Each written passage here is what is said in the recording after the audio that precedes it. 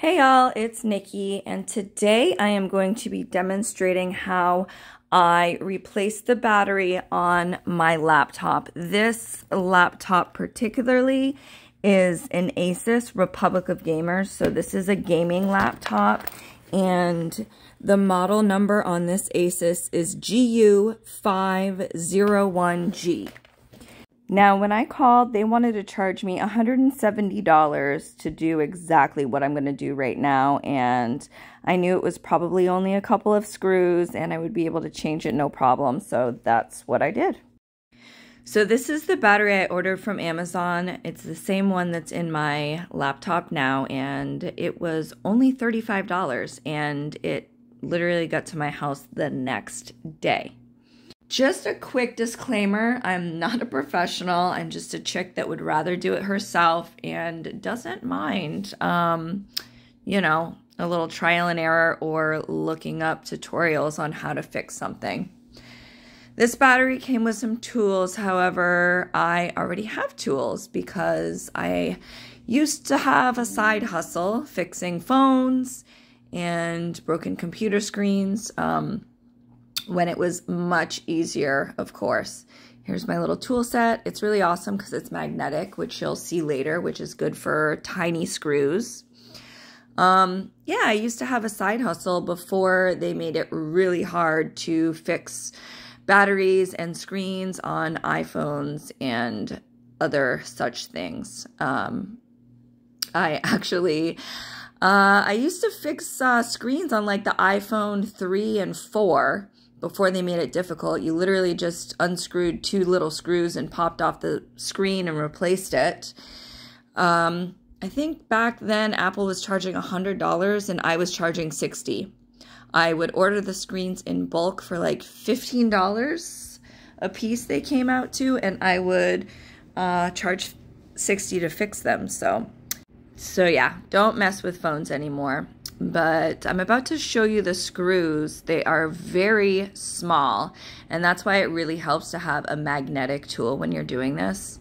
And I'm going to speed this part up because it's literally just me unscrewing a bunch of screws, and that's boring.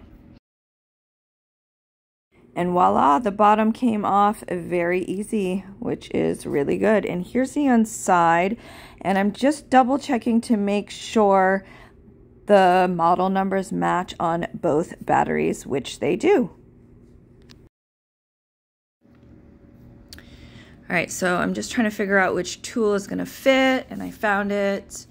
And I'm going to unscrew 1, 2, 3, 4, 5 screws on this battery, which was easy peasy. And then there's just one actual connection, which is to the right here.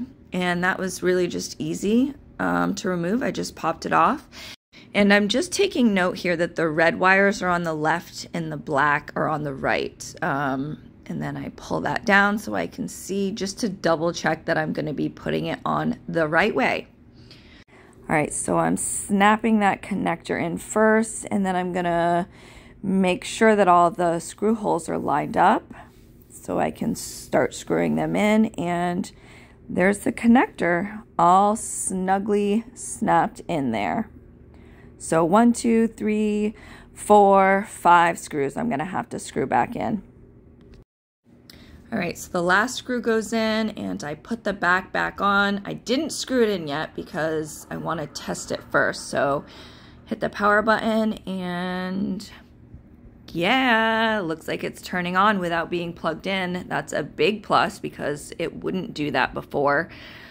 If you didn't know, laptop batteries can actually burn out. A lot of them will only take up to 1,000 charges or something like that before they kind of just like fizzle out. Either they won't charge anymore, they won't hold a charge, or they will only power your computer if they're plugged into the wall. And it started up, and then this BIOS menu came up, and it worried me for a second.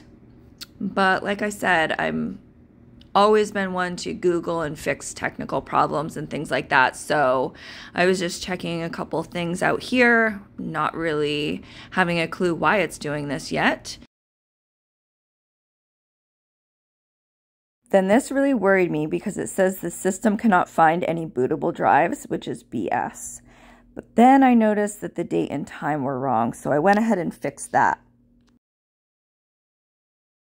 And once that was complete, I just checked out a couple other things and everything looks fine. So I'm just going to go ahead and exit out and save it and try again. All right, so test number 2. Looks like it's turning on, which again is a step up from not turning on before unless it was plugged in. So waiting. I'm not too happy with that because this is a powerful computer, so it shouldn't really be taking that long. I was thinking the worst at this point. However, dun dun dun dun dun dun, it came on. And you're going to see here in a moment that it let me sign in and everything looks like it's in working order. And the next test is to plug it in using the charger and see if it charges.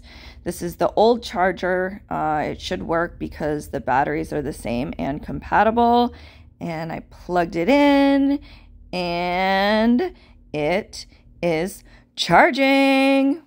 So I'm about to screw the screws back into the bottom and ta-da, we're working. Thanks for watching.